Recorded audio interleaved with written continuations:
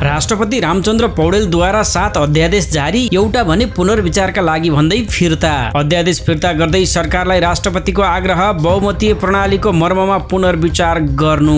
प्रधानमन्त्री कार्यालयलाई थप शक्तिशाली बनाइदै 4 मन्त्रालय खारेज हुँदै लिपुलेक हुँदै कैलाश मानसरोवर यात्राको विरोधमा सरकारले पठायो भारत र चीनलाई पत्र। कर्मचारीको दलीय र आधिकारिक ट्रेड युनियन खारेज। संघीय मामिला तथा सामान्य प्रशासन मन्त्रालय प्रधानमन्त्री कार्यालयमै गाभिने। झण्डै 8000 सुकुम्बासी सम्पर्कमा 4 वटा होल्डिङ सेन्टरमा राखियो। संवैधानिक परिषद सम्बन्धी अध्यादेश फिर्ताबारे सभापति लामिछाने भन्छन् केही न केही त कारणहरू होलान्। स्थानीय तहहरूले रासपाको काँधमा राखेर बन्दुक हानेको राष्ट्रिय स्वतन्त्र पार्टीका सभापति रवि लामिछानेको आरोप। रवि लामिछाने भन्छन् रासपाले कसैलाई घरबार विहीन बनाउँदैन। थप 17 लाख लाइसेन्स छाप्न सुरु। नियुक्ति खारेज भएका सङ्घ संस्था अब कसरी चल्छन् हेर्नुहोस् आजको समाचारमा। सम्पत्ति शुद्धिकरण विभाग अब सुपर पावर दीपक भट्टमाथि मुद्दा चलाउने बाटो खोल्यो। स्थानान्तरणकै कारण सुकुम्बासीले आत्महत्या गरेको प्रमाणित भए राज्यले आवश्यक कदम चाल्ने राष्ट्रिय स्वतन्त्र पार्टीका प्रवक्ता मनिष झाको भनाई। पोखरा बस पार्क अतिक्रमणको चपेटामा भूमाफियाको चलखेल र राजनीतिक अवरोधका कारण निर्माण कार्य ठप्प।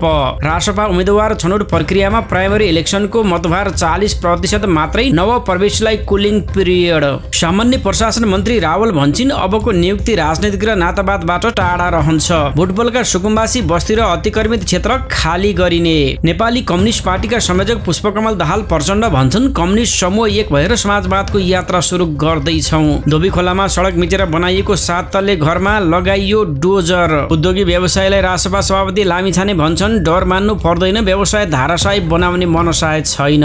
सम्पत्ति शुद्धिकरणको कसुरमा रामबहादुर बमजनले पाए सफाई। पोखराका सुकुम्बासी भन्छन् विकल्प नदिएसम्म हट्दैनौ, सरकार आइलागे जाइ लाग्छौँ। गरिबलाई बाँच्न दे भन्दै बुटवलमा सरकार विरुद्ध प्रदर्शन। अमेरिकी राष्ट्रपति ट्रम्पका विशेष दूतले सगरमाथा बेस क्याम्पमा किन उडाए ड्रोन हेर्नुहोस् आजको समाचारमा। कास्कीको रूपा गाउँपालिकामा आफ्नै बुबाको हत्या गरेको आरोपमा प्रहरले एकजनालाई पक्राउ गर्यो। नेपालमा संघीयता जरुरी हो कि होइन भनी प्रश्न गर्ने बेला आएको एमाले नेता पोखरेलको भनाई। शिक्षा क्षेत्रमा बढ्दो व्यापारीकरण रोक्न सार्वजनिक शिक्षा सुधारमा राज्यले ध्यान दिनुपर्ने शिक्षाविद डाक्टर केदार भक्त माथिमाको भनाई। विद्यालय शिक्षाको गुणस्तर सुधार गर्नका लागि महानगरको मुख्य प्राथमिकतामा रहेको कार्यवाहक प्रमुख सुनिता डङ्गलको प्रतिक्रिया। नेपाल उद्योग वाणिज्य महासङ्घका अध्यक्ष ढकाल भन्छन् राजनैतिक नेतृत्वको प्रतिबद्धताले निजी क्षेत्रको खस्किएको आत्मविश्वास बढ्नेछ।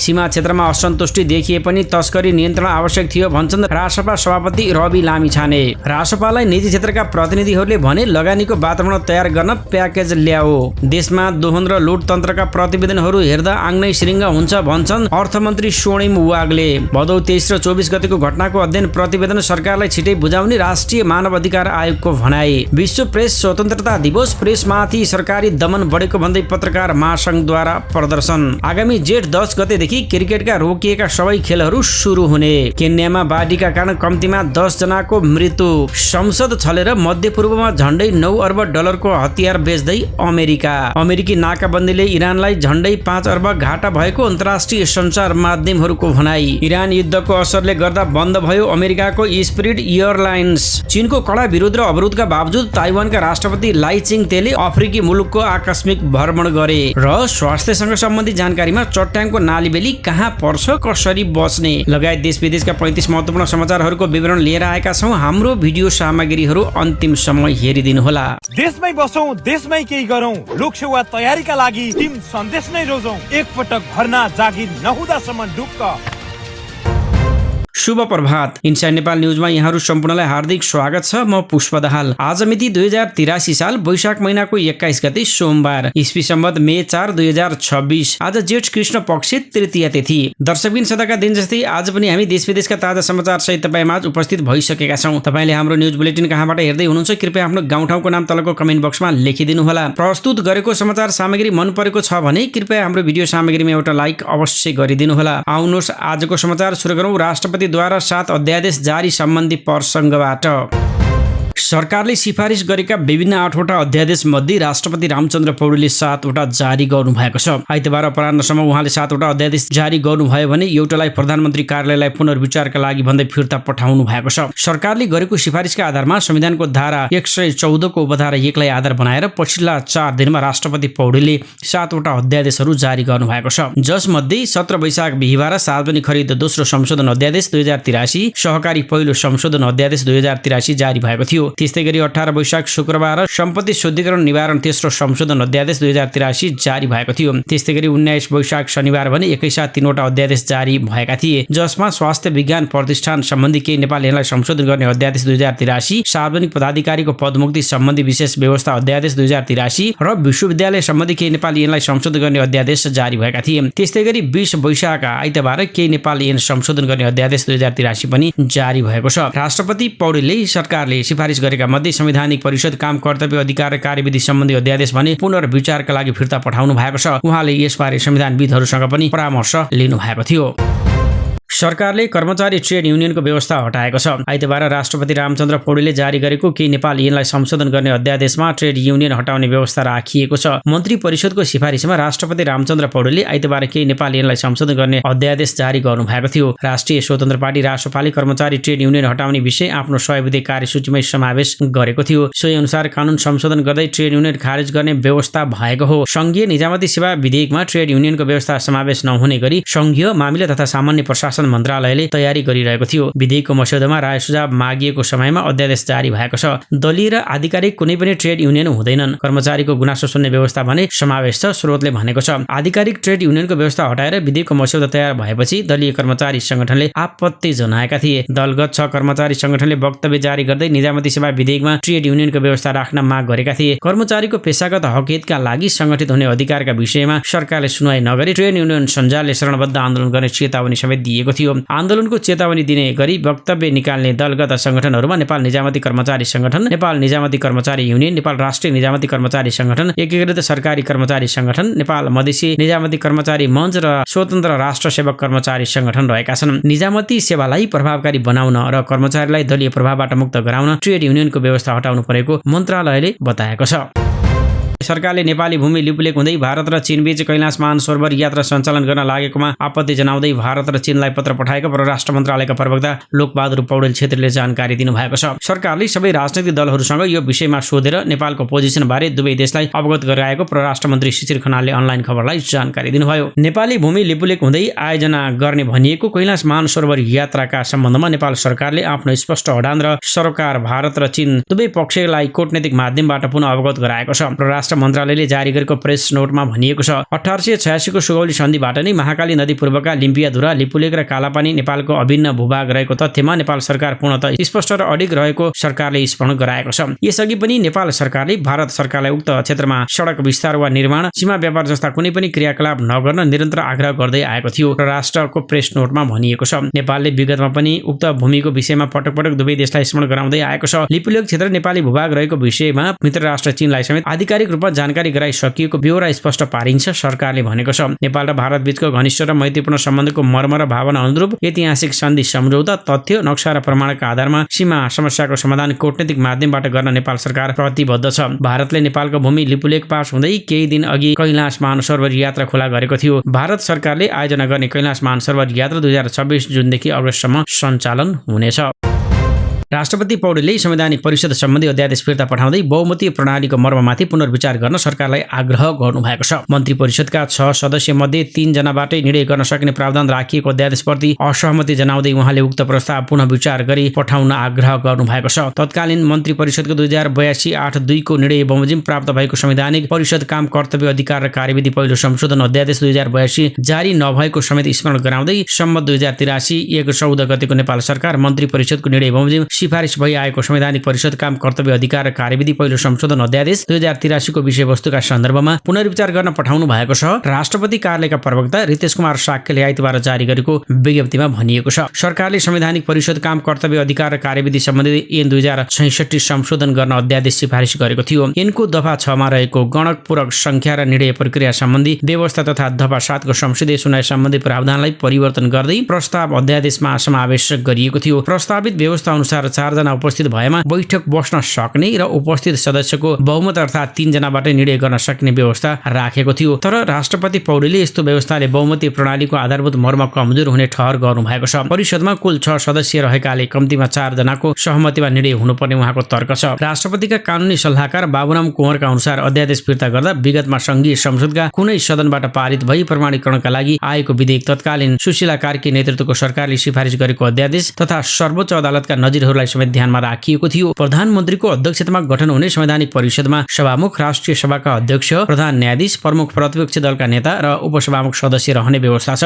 यस्तो संरचनामा बहुमतको अर्थ कम्तीमा 4 सदस्यको सहमति हुनुपर्ने राष्ट्रपतिको धारणा छ। यता सरकारले भने संवैधानिक पदाधिकारीको नियुक्ति प्रक्रियामा अवरोध नआओस् भन्ने उद्देश्यले यन संशोधन आवश्यक भएको बताउँदै आएको छ। अध्यादेश जारी गर्ने विषयमा नैतिक जटिलता देखिएपछि राष्ट्रपति पौडेलले संविधानविद तथा नेपाल बार एसोसिएसनका पदाधिकारीहरूसँग परामर्श गर्नु भएको थियो। साथै उहाँले प्रधानमन्त्रीसँग पनि यस विषयमा छलफल गर्ने प्रयास गर्नु भएको थियो। तर प्रत्यक्ष परामर्श अघि नै उहाँले बहुमती प्रणालीको मर्म जोगाउनु पर्ने निष्कर्ष सहित अध्यादेश फिर्ता पठाउने निर्णय गर्नु भएको हो।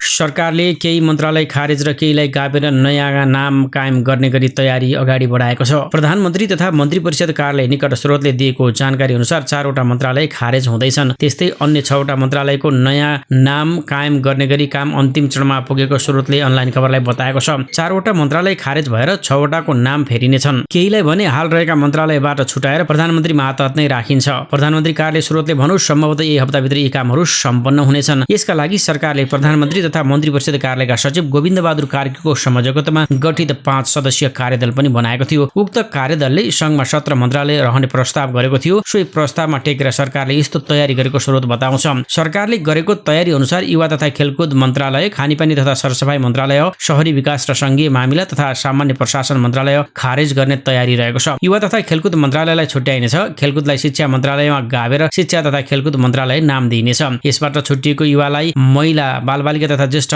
नागरिक मन्त्रालय सहित स्वास्थ्य तथा जनसङ्ख्या र सामाजिक सुरक्षा मन्त्रालयलाई एकीकृत गरेर लैङ्गिक समानता तथा सामाजिक विकास मन्त्रालय नाम दिइने सरकारको तयारी छ। खानेपानी तथा सरसफाई मन्त्रालयबाट सरसफाइलाई छुट्याइनेछ, जसलाई लगेर स्वास्थ्य मन्त्रालयमा गाभ्ने तयारी भएको छ। त्यस्तै खानेपानी र शहरी विकासलाई भौतिक पूर्वाधार मन्त्रालयमा गाभिनेछ, जसको नयाँ नाम एकीकृत भौतिक पूर्वाधार मन्त्रालय रहनेछ। त्यस्तै भौतिक मन्त्रालयबाट छुट्याएर यातायातलाई श्रमतिर लैजाने आन्तरिक तयारी छ। स्रोतले भनौँ संघीय मामिला तथा सामान्य प्रशासन मन्त्रालयलाई प्रधानमन्त्री मातहत लगिनेछ। भूमि व्यवस्था, सहकारी तथा गरिबी निवारण मन्त्रालयबाट गरिबी, सञ्चार मन्त्रालयबाट सूचना प्रविधि, शिक्षा मन्त्रालयबाट विज्ञान प्रविधि झिकेर प्रधानमन्त्री मातहत लाने तयारी छ। कार्यदलले गरेको प्रस्ताव अनुसार यी काम हुन लागेका हुन्। आफ्नो 100 दिने बाचा अनुसार सरकारले मन्त्रालयको संख्या 17 वटामा सीमित गराउँदै थप जिम्मेवारी प्रधानमन्त्री कार्यालय अन्तर्गत तान्ने तयारी गरेको प्रधानमन्त्री कार्यालयका एक सदस्यले बताएका छन्। सरकारले जारी गरेको 100 बुँदे प्रशासनिक सुधारका बुँदामा पनि संघीय मन्त्रालयको संख्या घटाउने उल्लेख थियो। सोही सुधारका बुँदा कार्यान्वयन गर्दै सरकारले यस्तो निर्णय गर्न लागेको बताइएको छ। सरकारले बागमती र सहायक नदी किनारका जोखिमपूर्ण सार्वजनिक तथा सरकारी जग्गा खाली गराउने क्रममा हालसम्मको पछिल्लो विवरण सार्वजनिक गरेको छ। सुकुम्बासी दावी गर्दै कुल 1816 परिवारका 7789 जना सरकारको सम्पर्कमा आएको प्रधानमन्त्रीको सचिवालयले जानकारी दिएको छ। त्यस्तै सम्पर्कमा आएका मध्ये 794 जनालाई सरकारले व्यवस्थित होल्डिङ सेन्टरमा स्थानान्तरण गरिसकेको जनाएको छ। दशरथ रङ्गशाला स्थित स्क्रिनिङ सेन्टरमा आएका बाँकी व्यक्तिहरूले भने हालका लागि आफ्नै पहलमा आवासको बन्दोबस्त गर्दै बाहिरिएका छन्। सरकारले होल्डिङ सेन्टरका लागि कीर्तिपुर स्थित राधा समित सत्संग भवन, नयाँ बसपाक र माछा पोखरी क्षेत्रका होटलहरू, भक्तपुर स्थित नेपाल विद्युत प्राधिकरणको तालिम केन्द्र, बोडे स्थित कृषि तालिम केन्द्रलाई छुट्याएको छ। राष्ट्रिय स्वतन्त्र पार्टी रासपाका सभापति रवि लामिछानेले राष्ट्रपतिबाट संवैधानिक परिषद सम्बन्धी अध्यादेश फिर्ता भएको बारेमा विस्तृत अध्ययन गरिने बताउनु भएको छ। आइतबार सञ्चारकर्मीसँग कुराकानी गर्दै उहाँले विस्तृत अध्ययनपछि मात्रै आफूले उक्त विषयमा आफ्नो धारणा बनाउने बताउनुभयो। बुझ्नु पर्ला त्यसलाई के छ, के भन्नु भएको छ, त्यसमा बुझौँला, बुझेपछि मात्र प्रतिक्रिया दिउँला। राष्ट्रपति रामचन्द्र पौडेलले आइतबार संवैधानिक परिषद काम कर्तव्य अधिकार कार्यविधि सम्बन्धी 2066 लाई संशोधन गर्न बनेको विधेयक सन्देश सहित फिर्ता पठाउनु भएको छ। संवैधानिक परिषद काम कर्तव्य अधिकार कार्यविधि पहिलो संशोधन अध्यादेश 2083 पुनः विचार गर्न सरकारसँग आग्रह गर्नु भएको छ। सोही विषयमा सत्तारूढ दल रासपाका सभापति लामिछानेसँग सञ्चारकर्मीहरूले जिज्ञासा राखेका थिए। उक्त विषयमा लामिछानेले कुनै न कुनै कारण राखेर नै फिर्ता गर्नुभएको हुन सक्ने भन्दै बुझेर मात्रै प्रतिक्रिया दिने बताउनु भएको छ। केही न केही त कारणहरू राख्नु भएको पनि होला, पक्कै पनि बुझौँ। सरकारले मन्त्रालयको संख्या घटाउने र सुकुम्बासीलाई घरबारविहीन नबनाई सुरक्षित स्थानमा व्यवस्थापन गर्ने प्रक्रिया अगाडि बढाएको उहाँले बताउनुभयो। त्यस्तै उहाँले सरकारले मन्त्रालयको संख्या घटाउने विषयमा गम्भीर छलफल गरिरहेको जानकारी दिनुभएको छ। विगतका विभिन्न आयोगको सिफारिस र राष्ट्रसभाको चुनावी बाचा अनुसार मन्त्रालयको संख्या 15 देखि 18 सम्म झार्ने र मिल्दाजुल्दा मन्त्रालयहरूलाई मर्ज गर्ने तयारी भइरहेको उहाँले बताउनु भएको छ। बस्ती हटाउने क्रममा सुकुम्बासीमाथि अन्याय भएको भन्ने गुनासोबारे बोल्दै लामिछानेले कुनै पनि नागरिकलाई घरबारविहीन नबनाइने प्रतिबद्धता व्यक्त गर्नुभयो। कुनै पनि नागरिक घरबारविहीन हुने छैन। यो बस्तीहरू हटाउने सिलसिलामा जुन बस्ती विशेष गरेर काठमाडौँ उपत्यकाका खोला नजिक अलिकति खतरापूर्ण जोखिमपूर्ण बस्तीहरूलाई लिएर बारम्बार कुराहरू उठिरहेको हामीले बताइरहेको र जोखिममा नागरिकलाई राख्नुभन्दा त्यो जोखिमबाट बाहिर निकालेर अगाडि लिएर जाने कुरालाई अगाडि बढाइएको। विशेष गरी खोला किनारका जोखिमपूर्ण बस्तीहरूलाई सुरक्षित स्थानमा स्थानान्तरण गर्नु राज्यको दायित्व भएको उहाँको तर्क छ। उहाँले स्थानीय तहहरूलाई राजसभाको नाम जोडेर भूमिहीनहरूलाई त्रसित नपार्न समेत आग्रह गर्नुभयो। असुरक्षित ठाउँहरूमा रहेकाहरूलाई मात्र स्थानान्तरण गरिने र वास्तविक सुकुम्बासीहरूको हकमा शक्तिशाली आयोग मार्फत स्थायी समाधान खोजिने उहाँले प्रश्न पार्नुभयो। हालै एक सुकुम्बासीले आत्महत्या गरेको विषयमा टिप्पणी गर्दै उहाँले यसलाई संवेदनशील र अनुसन्धानको विषय भएको बताउनु भएको छ। पोस्टमार्टम रिपोर्ट र प्रहरी अनुसन्धानको निष्कर्ष नआएसम्म प्रारम्भिक प्रतिक्रिया दिनु हतारो हुने भन्दै उहाँले घटनाको सत्य तथ्य आएपछि सरकारले जिम्मेवारीपूर्ण कदम चाल्ने विश्वास दिलाउनु भएको छ। सभापति लामिछानेले सरकार र आफ्नो पार्टी नागरिकको जीवधनको रक्षा र वर्षौंदेखि भोग्दै आएको सुकुम्बासी समस्यालाई दीर्घकालीन रूपमा समाधान गर्न कटिबद्ध रहेको पुनः दोहोर्याउनु भएको छ। राष्ट्रिय स्वतन्त्र पार्टी राजसभाका सभापति रवि लामिछानेले सुकुम्बासी हटाउने सन्दर्भमा स्थानीय तहहरूको आलोचना गर्नु भएको छ। स्थानीय तहहरूले राजसभाको काँधमा बन्दुक राखेर हानेको टिप्पणी गर्नुभयो। पार्टी सचिवालय बैठकपछि आइतबार पत्रकारसँग प्रतिक्रिया दिँदै उहाँले यस्तो बताउनु भएको हो। देशभरिका विभिन्न स्थानीय निकायहरूले रासोपाको काँधमा बन्दुक हानेर अव्यवस्थित बसोबासीहरूलाई देख्यौ तिमीहरूले भन्ने काम जुन गरिरहनु भएको छ त्यसमा हाम्रो घोर आपत्ति छ। लामिछानेले भन्नुभयो, अहिले सरकारले अव्यवस्थित र असुरक्षित बस्तीहरूको व्यवस्थापन गर्न खोजेको हो, तर यही बेलामा देशभरिका विभिन्न स्थानीय निकायले राजसभाको काँधमा बन्दुक राखेर अव्यवस्थित बसोबासीलाई खेदेऊ तिमीहरूले भन्ने काम गरिरहनु भएको छ। त्यसमा हाम्रो घोर आपत्ति छ। अव्यवस्थित मात्र होइन, असुरक्षित बसोबासीलाई सुरक्षित स्थानमा राख्ने कदम चालिएको हो। लालपूर्जा नभएका भूमिहीन सुकुम्बासीका हकमा शक्तिशाली प्राधिकरण बनाएर त्यसको निर्णय कार्यान्वयन हुन्छ। असुरक्षित स्थानमा बसेकाहरूलाई स्थानान्तरण गर्ने केन्द्र सरकारको निर्णय हो। यसैको आडमा देख्यौ तिमीहरूलाई उठाए भनेर अन्य कामहरू स्थानीय तहले गरेका छन्। कतिपयले बाटोको विस्तार गर्ने गरिरहेका छन्। त्यसको आफ्नै मापदण्ड र कार्यविधिहरू हुन्छन्। सरकारले असुरक्षित बसोबासीलाई मात्र हटाउन खोजेको हो अहिले, तर आजै भोलि नै उठाउँछौ भनेर आतंकित पारेका छन्। केन्द्र सरकारले त्यो काम गरेको छैन। तपाईको भविष्य सुनिश्चित गर्ने केन्द्र सरकारको निर्णय हो उहाँले भन्नुभयो। साथै लामिछानेले कसैलाई पनि घरबार विहीन नबनाइने बताउनुभयो। राजसभाले कसैलाई घरबार विहीन बनाउँदैन। जोखिममा रहेका बस्ती हटाएका हौं। उहाँहरूले 20औं वर्षदेखि दुःख सहँदै आउनु भएको छ। केही दिन अझ दुःख होला। सरकारले कसैलाई घरबारविहीन बनाउँदैन उहाँले भन्नुभयो। व्यवस्थापन यो भन्दा राम्रो हुन्थ्यो होला। मिश्रित प्रतिक्रिया आएका छन्। विगतमा धेरै आयोग बने, व्यवस्थापनका विभिन्न मोडालिटीहरूमा छलफल भए। राजसभालाई चुनावी बाचापत्रमा 100 दिनभित्र व्यवस्थापन गर्ने भनेकै थियो। अहिलेको व्यवस्थापन छिटो टुङ्ग्याउन निर्देशन दिएको हो उहाँले भन्नुभयो।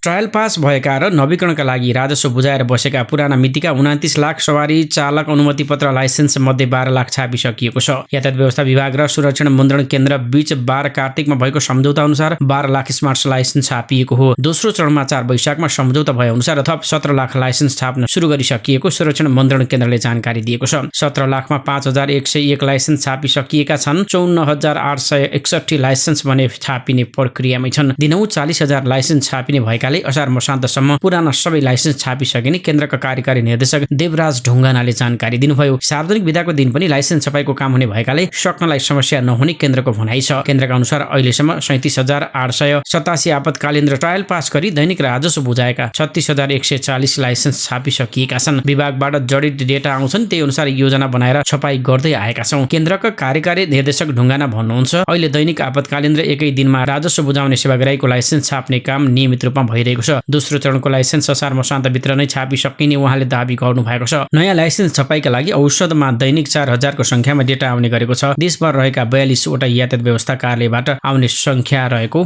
बताइएको छ। सत्तारूढ दल राष्ट्रिय स्वतन्त्र पार्टीले भूमिहीन सुकुम्बासीको स्थानान्तरण र व्यवस्थित पुनर्स्थापनाको काम आगामी चैत मसान्तभित्र गरिसक्न सुझाव दिएको छ। राजसभाले आइतबार बसेको सचिवालय बैठकले उक्त सुझाव दिएको प्रवक्ता मनिष झाले जानकारी दिनुभयो। उहाँका अनुसार राजसभाले चैत मसान्तभित्र सबै सुकुम्बासीलाई सुरक्षित आवासमा स्थानान्तरण गरी घाँसबास र स्वास्थ्यको न्यूनतम व्यवस्था सुनिश्चित गर्न सरकारलाई सुझाव दिएको छ। हामीले भूमिहीन सुकुम्बासीहरूलाई सुरक्षित वासस्थानको व्यवस्था गर्ने र सुरक्षित वासस्थानमा पुर्याउनको लागि आवश्यक पहल कदमी गर्ने र त्यसको लागि अधिकार सम्पन्न प्राधिकरण मार्फत यसलाई हामीले व्यवस्थित गर्ने भनेर उल्लेख गरिएको पनि छ। सुकुम्बासी व्यवस्थापनको विषय लामो समयदेखि व्यवस्था हुँदै आएको उल्लेख गर्दै उहाँले हाल सरकारले यसलाई व्यवस्थापन गर्न खोजेको बताउनु भएको छ। उहाँले काठमाडौँ उपत्यकाका खोला किनारमा जोखिमपूर्ण अवस्थामा बसोबास गरिरहेका नागरिकलाई सरकारले स्थानान्तरण गर्न लागेको उहाँको दाबी छ। बाढी आउँदा मात्रै समस्या देख्ने नभई अगाडिबाट नै सुरक्षित स्थानमा सार्ने पहल सरकारले गरेको उहाँ बताउनुहुन्छ। पार्टीले अधिकार सम्पन्न प्राधिकरण गठन गरी सुकुम्बासीहरूको यथार्थ लगत सङ्कलन नगरेसम्म अव्यवस्थित रूपमा डोजर चलाउने कार्य रोक्न पनि सरकारलाई आग्रह गरेको छ। अवैध अतिक्रमणको उद्देश्यले निर्माण गरिएका संरचना बाहेक अन्य स्थानमा जबरजस्ती हटाउने कार्य रोक्न आग्रह गरिएको उहाँले बताउनु भएको छ। स्थानीय तहहरूले आफ्नो क्षेत्राधिकारभित्र रहेर विभिन्न स्थानमा गरिरहेको व्यवस्थापन प्रयासलाई पनि दीर्घकालीन समाधानतर्फ उन्मुख गराउनु पर्ने राष्ट्रपाले जोड दिएको छ। उहाँले आगामी स्थानीय तहको निर्वाचनमा पार्टीको तर्फबाट उम्मेद्वार बन्ने सदस्यले अनिवार्य क्यान्डिडेट क्लब र लिडरसिप एकाडेमी उत्तीर्ण गरेको हुनुपर्ने निर्णय गरेको पनि जानकारी दिनुभयो। साथै पार्टीको महाधिवेशन गर्ने कार्यविधि पनि बैठकले पारित गरेको उहाँले बताउनु भएको छ। सरकारले नियुक्ति खारेज भएका ठाउँमा काम नरोक्न सम्बन्धित मन्त्रालयका सहसचिव वा सोही संस्थाका वरिष्ठ कर्मचारीलाई निमित्त वा कायम मुकायम प्रमुख जिम्मेवारी दिनुभएको छ। प्रधानमन्त्री बालेन्द्र शाहका प्रेस विज्ञप्ति दाहालले उक्त जानकारी दिनुभएको छ। अब सम्बन्धित ऐन अनुसार नै नयाँ नियुक्तिहरू खुला प्रतिस्पर्धा र योग्यताका आधारमा गर्ने योजना अगाडि बढाइरहेको उहाँ बताउनुहुन्छ। प्रधानमन्त्री बालेन्द्र शाह नेतृत्वको सरकारले अध्यादेश ल्याएर यसअघि राजनैतिक नियुक्ति लिएका 1594 जनालाई पदमुक्त गरेको हो। सरकारको सिफारिसमा राष्ट्रपति रामचन्द्र पौडेलले सार्वजनिक पदाधिकारीको पदमुक्ति सम्बन्धी विशेष व्यवस्था अध्यादेश 2083 जारी गरेसँगै विभिन्न बोर्ड समिति र संस्थानहरूमा राजनैतिक नियुक्ति पाएका पदाधिकारी एकमुष्ट रूपमा पदमुक्त भएको दाहाल बताउनुहुन्छ। कतिपय निकायको पदाधिकारीका हकमा केही प्राविधिक कारण वा पद रिक्तताले गर्दा सूचीमा नाम नदेखिएको उहाँको भनाइरहेको छ। चाँडै राजपत्रमा प्रकाशित भइसकेपछि सम्बन्धित व्यक्तिहरूलाई पदमुक्त भएको बारे औपचारिक रूपमा पत्र पठाइनेछ उहाँले भन्नुभयो। सम्पत्ति शुद्धिकरण अनुसन्धान विभाग थप अधिकार सम्पन्न र शक्तिशाली बनेको छ। सरकारले सम्पत्ति शुद्धिकरण निवारण ऐन 2064 लाई अध्यादेश मार्फत संशोधन गर्न विभागको कार्यक्षेत्र र दायरा विस्तार गरेको हो। राष्ट्रपतिबाट प्रमाणीकरण भई वैशाख 18 गते नेपाल राजपत्रमा प्रकाशित सम्पत्ति शुद्धिकरण निवारण अध्यादेश 2083 ले त्यस्तो व्यवस्था गरेको हो। नयाँ अध्यादेशले विभागलाई असीमित अधिकार दिएको छ। यसअघि सम्पत्ति शुद्धिकरणको अनुसन्धान, बैंकिङ कसुर, राजस्व छली, शेयर बजारको कसुर लगायत गर्दा जोडिएर आउने सम्बन्ध कसुरमा सम्बन्धित निकाय, राजस्व अनुसन्धान विभाग, प्रहरी, धितोपत्र बोर्ड आदिले नै छुट्टै अनुसन्धान गरी मुद्दा चलाउनु पर्ने कानुनी व्यवस्था गरेको थियो। तर अब विभागले ती सबै कसुरमा अनुसन्धान गर्ने मात्र होइन, बरु अनुसन्धान गर्दा आफ्नो क्षेत्राधिकारको कुनै सम्बन्ध कसुरमा सम्बन्धित निकायबाट मुद्दा चलेको अवस्था नदेखिएमा विभागले आफैले सो सम्बन्ध कसुरको समेत मागदाबी लिई अभियोजनको राय प्रस्ताव गर्न सक्नेछ। यसको अर्थ सम्बन्धित निकायले व्यवस्था गरे वा मुद्दा नचलाए पनि अब सम्पत्ति शुद्धिकरण विभाग एक्लैले ती सबै कसुरलाई गाभेर मुद्दा अगाडि बढाउन सक्नेछ। संशोधित ऐनको दफा 13 ले भन्सार अन्तशुल्क र करसँग सम्बन्धित तस्करी, धितोपत्र वा कमोडिटिज बजारको इनसाइडर ट्रेडिङ, बैंकिङ, वित्तीय विदेशी विनिमय र बीमा सम्बन्धी कसुरबाट आर्जित सम्पत्ति शुद्धिकरणको सूचनामा विभागलाई प्रत्यक्ष अधिकार दिएको छ। अध्यादेशले ऐनको दफा 22 मा संशोधन गर्दै अनुसन्धानपछि मुद्दा दायर गर्ने अदालतको टुङ्गो लगाएको छ। थपिएको नयाँ व्यवस्था अनुसार विभागले गरेको अनुसन्धानबाट मुद्दा चल्ने देखिएमा सरकारी वकिलले विशेष अदालतमा मुद्दा दायर गर्नेछ। त्यसका लागि सरकारले राजपत्रमा सूचना प्रकाशन गरी विभागको हकमा छुट्टै सरकारी वकिल कार्यालय तोक्ने व्यवस्था पनि गरिएको छ। यसअघि शुद्ध रूपमा सम्पत्ति शुद्धिकरणको कसुरमा मात्रै विशेष अदालतमा मुद्दा जाने गर्थ्यो, तर सम्पत्ति शुद्धिकरणसँग जोडिएका सम्बन्ध कसुरका मुद्दा सम्बन्धित निकायले आफ्नै प्रकृतिका अदालतमा दायर गर्ने गर्थे। राष्ट्रिय स्वतन्त्र पार्टी रासपाले स्थानान्तरण हुनु परेकै कारण सुकुम्बासीले आत्महत्या गरेको प्रमाणित भएमा राज्यले गम्भीर रूपमा आवश्यक कदम चाल्ने बताएको छ। कतिपयले सुकुम्बासीले आत्महत्या गर्नुमा राज्य प्रेरित हत्या हो भनेर प्रश्न उठाइरहेको छ नि भन्ने सञ्चारकर्मीको जिज्ञासामा रासपा प्रवक्ता मनिष झाले यस्तो प्रतिक्रिया दिनुभएको हो। स्थानान्तरण भएकै कारण आत्महत्या गर्न बाध्य भएको भन्ने कुरा प्रमाणित हुन बाँकी रहेको उहाँको तर्क रहेको छ। उहाँले भन्नुभयो, पोस्टमार्टम लगायत सुरक्षा निकायबाट प्रमाणित भएर उहाँहरू स्थानान्तरण भएकै कारण आत्महत्या गर्न बाध्य हुनुभयो भन्ने कुरा प्रमाणित हुन बाँकी छ। प्रमाणित भएपछि राज्यले गम्भीर रूपमा आवश्यक कदम लिने नै छ उहाँले भन्नुभयो। पोस्टमार्टम लगायत सुरक्षा निकायबाट प्रमाणित भएर उहाँहरू चाहिँ स्थानान्तरण भएकै कारण आत्महत्या गर्न बाध्य हुनुभयो भन्ने कुरा प्रमाणित हुन बाँकी छ। त्यो प्रमाणित भएपछि राज्यले त्यसमा गम्भीर रूपमा आवश्यक कदम लिने नै छ। शुक्रबार बल्खुको सुकुम्बासी बस्ती नजिकै बागमती खोलामा एक व्यक्ति मृत फेला परेका थिए। शुक्रबार बिहान घर भत्केको हेर्न सक्दिन भन्दै निस्किएका 61 वर्षीय इन्द्रबहादुर राई मृत फेला परेका हुन्। पोखराको पृथ्वी चौक स्थित बस पार्कका लागि 5 दशक अघि अधिग्रहण गरिएको जग्गा हालसम्म पनि निर्माण हुन नसक्दा पूर्णतः अतिक्रमणको चपेटामा परेको छ। 2031 सालमा सरकारले बस पार्क निर्माणका लागि अधिग्रहण गरेको उक्त जग्गा अहिले अव्यवस्थित बसोबासी र सुकुम्बासीका नाममा बनेका संरचनाले भरिएको छ। पोखरा नगर योजना 2030 र पोखरा उपत्यकाको गुरु योजना 2031 अनुसार बस पार्कका लागि 205 रोपनी जग्गा नापी गरी अधिग्रहण गरिएको थियो, जसको 4 किल्ला पूर्वमा सेती नदी, पश्चिममा पृथ्वी राजमार्गबाट हवाई अड्डा जाने गोरेटो बाटो, उत्तरमा पृथ्वी राजमार्ग र दक्षिणमा पोखरा विमानस्थलको सीमा निर्धारण गरिएको थियो। मुआवजा वितरणका क्रममा केही जग्गाधनी असन्तुष्ट भई अदालत गए पनि अदालतले क्षतिपूर्ति दिने फैसला गरेको थियो। पोखरा उपत्यका नगर विकास समितिका पूर्व अध्यक्ष विश्वप्रकाश लामिछानेका अनुसार 2064 सालमा बस पार्क निर्माणका लागि ठोस पहल गरिएको थियो। 10 करोड रुपियाँको लागतमा मास्टर प्लान तयार गरी सर्वदलीय सहमतिका आधारमा निर्माण प्रक्रिया अगाडि बढाउन खोजिए पनि तत्कालीन भौतिक निर्माण मन्त्री विजय कुमार गक्षदारले रोकका पत्र पठाएर काम रोकेको लामिछानेको दाबी छ। धन्नै 10 करोड रुपियाँको लागतमा मास्टर प्लान तयार भयो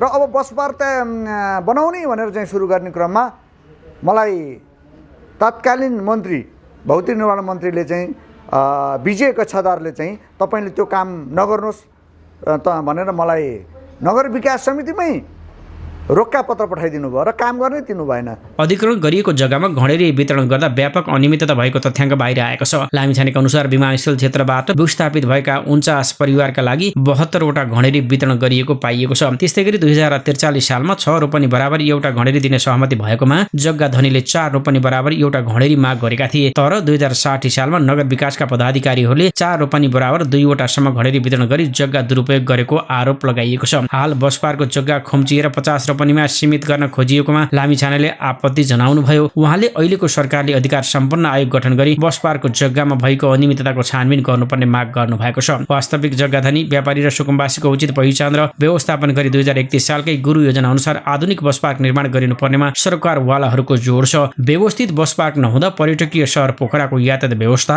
र शहरी सौन्दर्यकरणमा समेत प्रतिकूल असर परिरहेको छ।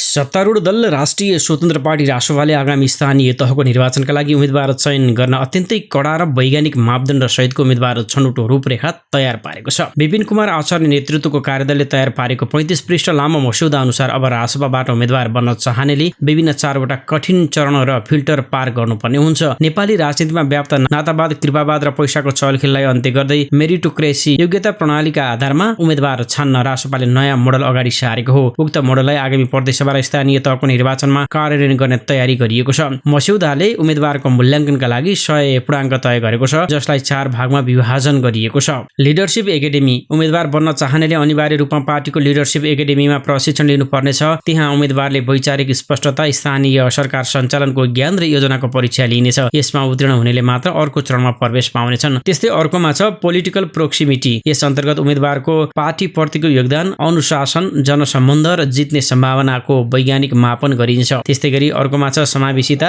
महिला, दलित, युवा, सीमान्तकृत समुदाय र वैदेशिक रोजगारीबाट फर्किएका रिटर्नीहरूलाई प्रोत्साहन गर्न यो विशेष अङ्कभार 10 को थपिएको छ। त्यस्तै गरी प्रारम्भिक निर्वाचनमा 40% सबैभन्दा धेरै भाग पार्टीका साधारण सदस्यहरूले गर्ने मतदानलाई दिएको छ। मोबाइल एपबाट हुने उक्त मतदानमा ब्लकचेन प्रविधि प्रयोग गरिने बताइएको छ। यसअघि प्राइमेरी इलेक्सनको मतभार 50% थियो, अहिले त्यसलाई पनि झारेर 40% कायम गरिएको छ। उम्मेदवार बन्न इच्छुक व्यक्ति सुरुमा क्यान्डिडेट क्लबमा आबद्ध हुनुपर्नेछ। भ्रष्टाचार, जबरजस्ती मानव बेचबिखन, लागु औषध जस्ता फौजदारी कसुरमा सजाय पाएका व्यक्ति उम्मेदवार बन्न पाउने छैनन्। साथै उम्मेदवारले आफ्नो सम्पत्ति विवरण र प्रहरी चारित्रिक प्रमाणपत्र अनिवार्य रूपमा पेश गर्नुपर्नेछ। अन्य राजनीतिक दल त्यागेर रासपा प्रवेश गर्नेहरूका लागि कुलिङ पिरियडको व्यवस्था गरिएको छ। अन्य दलबाट आएका व्यक्ति रासपाको उम्मेदवार बन्न पार्टी सदस्य लिएको कम्तीमा 90 दिन पुगेको हुनुपर्नेछ। यद्यपि समाजका प्रतिष्ठित र विज्ञ व्यक्तिहरूका लागि ल्याटनर इन्ट्री मार्फत विशेष सहमतिमा उम्मेदवार बन्न सक्ने बाटो भने खुला राखिएको छ। मस्यौदामा आर्थिक लेनदेन वा चन्दाको भरमा उम्मेदवार बन्ने प्रथालाई पूर्ण रूपमा निषेध गरिएको छ। उम्मेदवारी दिलाउने नाममा कसैले आर्थिक चलखेल गरेमा वा उपहार स्वीकार गरेमा तत्काल निष्कासन गर्ने शून्य सहनशीलताको नीति लिएको छ। प्रारम्भिक निर्वाचनका लागि पार्टीको आधिकारिक मोबाइल एप प्रयोग गरिनेछ,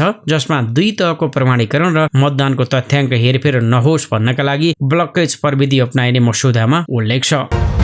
प्रधानमन्त्री बालेन्द्र शाह नेतृत्वको सरकारले अध्यादेश ल्याएर यसअघि राजनैतिक नियुक्ति लिएका 1500 भन्दा बढीलाई एकैचोटि पदमुक्त गरेपछि अब ती पदमा कसरी नियुक्ति गरिएला भन्ने सर्वत्र चासोको विषय बनेको छ। सरकारको सिफारिसमा राष्ट्रपति रामचन्द्र पौडेलले सार्वजनिक पदाधिकारीको पदमुक्ति सम्बन्धी विशेष व्यवस्था अध्यादेश 2083 जारी गरेसँगै 1594 जना पदमुक्त भएका छन्। यस विषयमा संघीय मामिला तथा सामान्य प्रशासन मन्त्री प्रतिभा रावल भन्नुहुन्छ, पदमुक्त गरिएका निकायमा नयाँ नियुक्तिका लागि खाका तयार पार्न सरकार र पार्टीले छलफल गरिरहेका छन्। अबको नियुक्ति राजनैतिक र नातावादबाट टाढा रहने उहाँको भनाइरहेको छ। फरक तरिकाले विज्ञता र योग्यताका आधारमा सबै पदपूर्ति गर्दै जान्छौं, अब नयाँ तरिकाले अगाडि बढ्ने हो उहाँले सेतो पार्टीसँग भन्नुभयो। नयाँ नियुक्ति पारदर्शी तरिकाले हुनेछ। नयाँ नियुक्ति हुने व्यक्ति त्यो पदका लागि कसरी योग्य हुन् भन्ने बुझाउने तरिकाले अगाडि बढ्ने मन्त्री रावलले बताउनु भएको छ। पहिले जस्तो राजनैतिक दलको निकट भएकै कारण नियुक्ति पाउने प्रवृत्ति अब अन्त्य गरी योग्यता र विज्ञतालाई प्राथमिकतामा राख्ने उहाँको भनाइरहेको छ। अहिलेको सरकारले नतिजा राम्रो दिनुपर्छ भन्ने मान्यता राखेको छ। सुशासनको एजेन्डालाई लिएर हामी सरकारमा आएका हौं, त्यसकारण पारदर्शिता कायम रहन्छ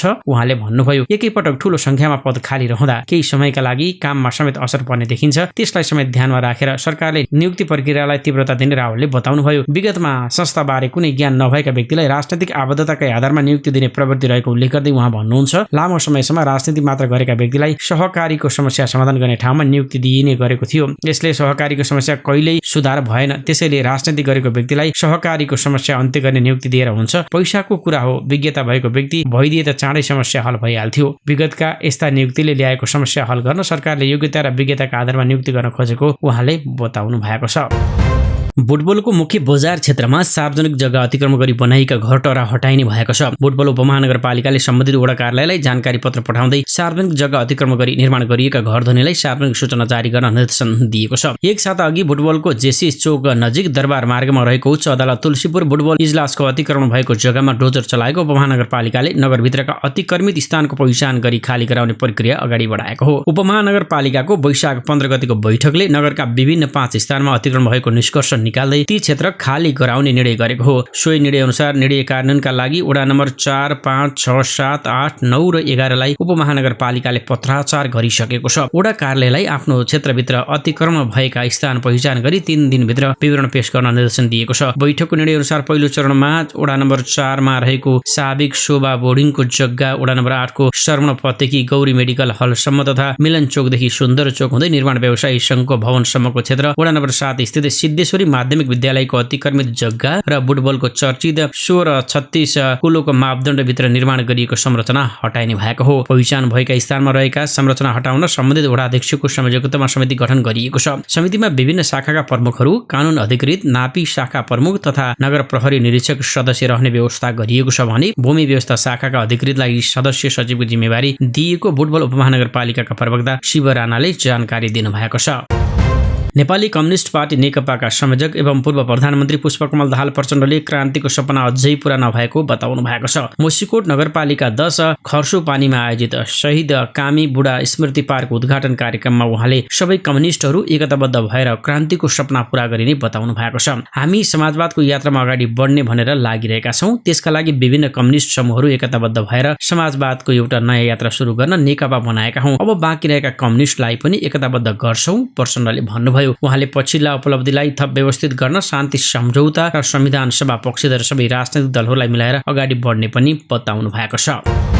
काठमाडौँ महानगरपालिकाले मापदण्ड विपरीत सडक किनारा मिचेर बनाइएको धोबीखोला देवीनगर स्थित 7 तल्ले घरमा डोजर लगाएको छ। नगर क्षेत्रभित्रका अनधिकृत संरचना हटाउने क्रममा महानगरले आइतबार उक्त घरमा डोजर लगाएको हो। महानगरले नगर क्षेत्रभित्रका अनधिकृत संरचना हटाउने क्रममा धोबीखोला नदी किनारमा नदी र सडक मापदण्ड मिचेर निर्माण गरेका संरचनामा डोजर लगाउन सुरु गरेको थियो। सोही क्रममा देवीनगरमा रहेका 7 तल्ले पक्की घरमा डोजर लगाइएको हो। यसअघि महानगरले शङ्खमूल स्थित नदी किनारा र फुटपाथ मिचेर बनाएका भौतिक संरचनाहरू हटाएको थियो। महानगरले यसअघि नै सार्वजनिक सूचना जारी गर्दै त्यस्ता अवैध संरचनाहरू स्वतस्फूर्त रूपमा हटाउन सम्बन्धित पक्षलाई समय सीमा उपलब्ध गराएको थियो। शहरको सौन्दर्यीकरण कायम गर्न, फुटपाथ व्यवस्थापन गर्न र सार्वजनिक सम्पत्तिको संरक्षण गर्ने उद्देश्यले यो कदम चालिएको महानगरले जानकारी दिएको छ। राष्ट्रिय स्वतन्त्र पार्टीका सभापति रवि लामिछानेले उद्योगी व्यवसायीहरूलाई डर त्रासमा नपर्न आग्रह गर्नुभएको छ। आइतबार निजी क्षेत्रसँगको प्रतिनिधिहरूको भेटमा उहाँले सरकारको उद्देश्य निजी क्षेत्रलाई हतोत्साहित बनाउने नभई नीति सुधार गर्ने रहेको बताउनु भएको छ। सुशासनको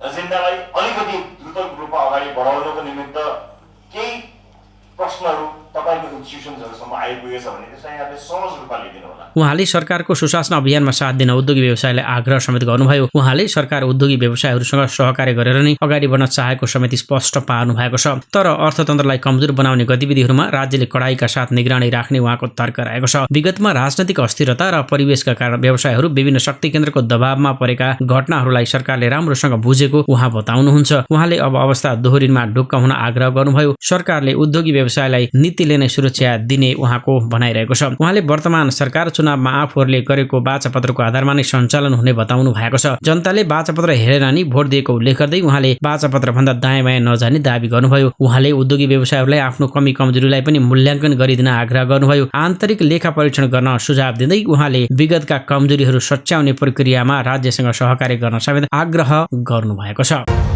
सम्पत्ति शुद्धिकरण कसुरको अभियोगबाट रामबहादुर बमजनले सफाई पाउनु भएको छ। जिल्ला अदालत सर्लाहीले बमजनलाई सफाई दिएको हो। गत 8 वैशाखमा सर्लाही जिल्ला अदालतका न्यायाधीश महेन्द्र राज काफ्लेको इजलासले उहाँलाई सफाई दिएको हो। बमजनमाथि लगाइएको अभियोग नपुग्ने भन्दै अदालतले उहाँलाई सफाई दिएको हो। प्रहरीको केन्द्रीय अनुसन्धान ब्युरो सीआईबीले बुढा नीलकण्ठ क्षेत्रबाट पक्राउ गर्दै ठूलो मात्रामा रकम बरामद भएको थियो। त्यसपछि उहाँमाथि सम्पत्ति शुद्धिकरणको कसुरमा पनि अनुसन्धान गरेर मुद्दा चलाइएको थियो। यसका साथै बमजनमाथि बाल यौन दुराचार तथा मान्छे बेपत्ता पारेको कसुरमा पनि मुद्दा चलाइएको थियो। उच्च अदालत जनकपुरले बाल यौन दुराचारको अभियोगमा भने बमजनलाई 6 चैत्र 2081 मै सफाई दिएको थियो। त्यसपछि उहाँ कारागारबाट छुट्नु भएको थियो। यसअघि जिल्ला अदालत सर्लाहीले 17 असार 2081 मा बमजनलाई 10 वर्ष कैद र 5 लाख रुपियाँ जरिमानाको फैसला गरेको थियो। त्यसविरुद्ध उहाँ उच्च अदालत पुग्नु भएको थियो। सिन्धुपाल्चोकै आश्रमबाट अर्का एक अनुयायी पनि बेपत्ता पारेको आरोप बमजनमाथि छ। उक्त मुद्दा भने अदालतमा दर्ता भइसकेको छैन।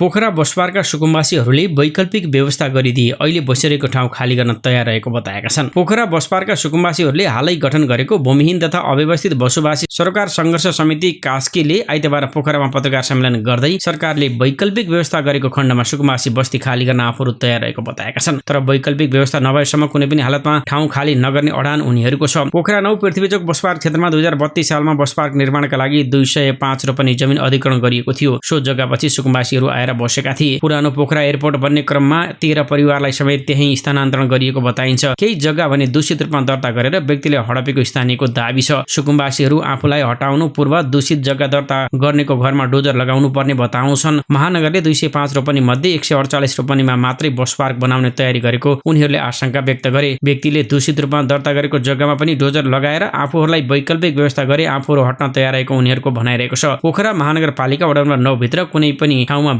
वैकल्पिक व्यवस्था गरे आफूहरू खाली गर्न तयार रहेको समितिका अध्यक्ष प्रेम गुरुङ बताउनुहुन्छ। हामीलाई यही बस्न दिनुपर्छ भन्ने पक्षमा पनि हामी छैनौं उहाँले भन्नुभयो। तर विकल्प त दिनु पर्यो नि। पोखरा 9 को कुनै पनि ठाउँमा व्यवस्थापन गरे हामी हाँसी हाँसी अहिले यो ठाउँ खाली गर्छौं। तर सरकारले वैकल्पिक व्यवस्था नगरे आफूहरूले अहिलेको ठाउँ खाली नगर्ने उनीहरूको अडान छ भने वैकल्पिक व्यवस्था नगर्दासम्म नछाड्ने बरु आन्दोलनमा उत्रिने चेतावनी दिएका छन्। त्यति मात्रै होइन, पोखरा बस पार्क कस्तो बन्ने, कति क्षेत्रफलमा बन्ने सुकुम्बासीले मात्रै छाड्नुपर्ने हो कि दूषित जग्गा दर्ता गर्नेलाई पनि हटाइने हो, त्यसले आफूहरूको आन्दोलन निर्धारण हुने पनि उनीहरूको भनाइरहेको छ। समितिका सल्लाहकार ओमबहादुर पौडेलले भूमिहीन तथा सुकुम्बासीलाई वैकल्पिक व्यवस्था गर्नु राज्यको प्रमुख दायित्व भएको बताउनुहुन्छ। तर राज्य गैर जिम्मेवारी बनेर डोजर आतंक सिर्जना गर्दै भूमिहीन तथा सुकुम्बासीलाई मर्न बाध्य बनाएको उहाँले आरोप लगाउनुभयो। रूपन्देहीको बुटबलमा भूमिहीन र अव्यवस्थित बसोबासीहरूले सरकार विरोधी प्रदर्शन गरेका छन्। उनीहरूले प्रधानमन्त्री बालेन्द्र शाहको राजीनामा माग गर्दै आइतबार दिउँसो प्रदर्शन गरेका हुन्। जबरजस्ती हटाउने अभियान बन्द गर, सुकुम्बासी हुनु रहर होइन बाध्यता हो, अव्यवस्थित यो देशको नागरिक होइन र गरिबलाई बाँच्न दे, डोजर होइन समाधान दे, डोजर आतंक पाराले दुःख पायो साराले, घाँसबास कपासको सुनिश्चित गर, डोजर आतंक बन्द गर, बालेन सरकार राजीनामा दे लगायतका प्ले कार्ड बोकेर उनीहरूले प्रदर्शन गरेका थिए। प्रदर्शनपछि उनीहरूले पत्रकार सम्मेलनको आयोजना गरेका थिए। रूपन्देहीमा भूमिहीन दलित सुकुम्बासी र अव्यवस्थित बसोबासी समेत गरी करिब 80,000 परिवार रहेको भूमि समस्या समाधान आयोग रूपन्देहीको तथ्याङ्कले देखाएको छ। दक्षिण तथा मध्य एसियाका लागि अमेरिकी राष्ट्रपति डोनाल्ड ट्रम्पका विशेष दूत सर्जियो गोर वैशाख 17 मा काठमाडौँ आइपुग्नुभयो। 3 दिने भ्रमण सकेर उहाँ शनिबार राति भारतको दिल्ली फर्कनु भएको छ। शुक्रबार सगरमाथा आधार शिविरमा पुग्नुभएका बोरले त्यहाँ अल्ट्रा एक्स जेन 2 नामक अमेरिकन ड्रोन उद्घाटन गर्नुभयो। अमेरिकी अधिकारीका अनुसार उक्त ड्रोन कार्गो ड्रोन हो। ड्रोन उद्घाटनमा नेपाल स्थित दूतावासका प्रतिनिधि स्टक चार्जको पनि सहभागिता रहेको थियो। बोरले उद्घाटन गरेको ड्रोनले 5 केजीसम्म भार बोक्न सक्ने क्षमता राख्ने बताइएको छ। सो ड्रोनको प्रयोगबाट भविष्य भविष्यमा सगरमाथा क्षेत्रमा उद्धार तथा ढुवानी प्रणालीलाई प्रभावकारी बनाउन सकिने बोरले उद्घाटनको क्रममा बताउनु भएको छ। तर नेपाल र चीनको सिमाना नजिक पर्ने सगरमाथा क्षेत्रमा अमेरिकी प्रतिनिधिले ड्रोन उडाउँदा त्यसबाट दुई देशबीचको सम्बन्धमा असर पर्न सक्ने भन्दै धेरैले चिन्ता व्यक्त गरेका छन्। ड्रोन उडाउन स्वदेशका व्यक्ति र स्थानीयले पनि अनुमति लिनुपर्छ। अमेरिकी विशेष दूतले सगरमाथा क्षेत्रमा ड्रोन उद्घाटन गर्दा अनुमति लिए वा नलिएको भन्ने कुरा औपचारिक रूपमा बताउन सरकारी अधिकारीहरू पन्छिने गरेका छन्। सोलुखुम्बुका सहायक प्रमुख जिल्ला अधिकारी देवेन्द्र सुवेदीले जिल्ला प्रशासनले ख श्रेणीको ड्रोन मात्र अनुमति दिने उल्लेख गर्दै बोरले उद्घाटन गरेको ड्रोनको बारेमा अनभिज्ञता जनाउनुहुन्छ। उहाँ भन्नुभयो, सगरमाथा आधार शिविरमा अमेरिकन डिप्लोम्याटले ड्रोन उडाएको मलाई पूर्व जानकारी छैन। सीमा क्षेत्रमा ड्रोन उडाउँदा चीन र भारत दुवै सशंकित हुने जानकारहरू बताउँछन्। परराष्ट्र मामिलाका जानकार डाक्टर चन्द्रदेव भट्ट भन्नुहुन्छ, अमेरिकन डिप्लोम्याटले ड्रोन उडाउँदा चीन र भारत दुवै सशंकित हुन्छन्। सुरक्षाको हिसाबले पनि यो विषय संवेदनशील होला। यस्ता गतिविधिले नेपालका दुवै छिमेकीलाई सतर्क बनाउने डाक्टर भट्ट बताउनुहुन्छ। अमेरिकी प्रविधिको ड्रोनले सगरमाथा क्षेत्र वरपर सरसफाई गर्ने क्षमता राख्ने र आपतकालीन अवस्थामा अक्सिजन सिलिन्डर पठाउन र आरोहीहरूको उद्धारमा आवश्यक सामान पठाउन सकिने गोरले बेसक्याम्प क्षेत्रमा बताएको समाचारमा प्रकाशन भएका छन्। नेकपा एमालेका नेता एवं संविधान सभा सदस्य कृष्णभक्त पोखरेलले संहिता जरुरी हो कि होइन भन्ने प्रश्न गर्नु भएको छ। आइतबार नेपाल कानून समाजले संविधान संशोधन सम्बन्धमा आयोजना गरेको छलफल कार्यक्रममा बोल्दै उहाँले उक्त विषयमा पनि गम्भीरतापूर्वक छलफल गर्न आवश्यक रहेको जिकिर समेत गर्नुभयो। पहिला कुरो संहितै जरुरी हो कि होइन? नेपाल जस्तो एउटा सानो देश संहिता नै साध्य त होइन रहेछ।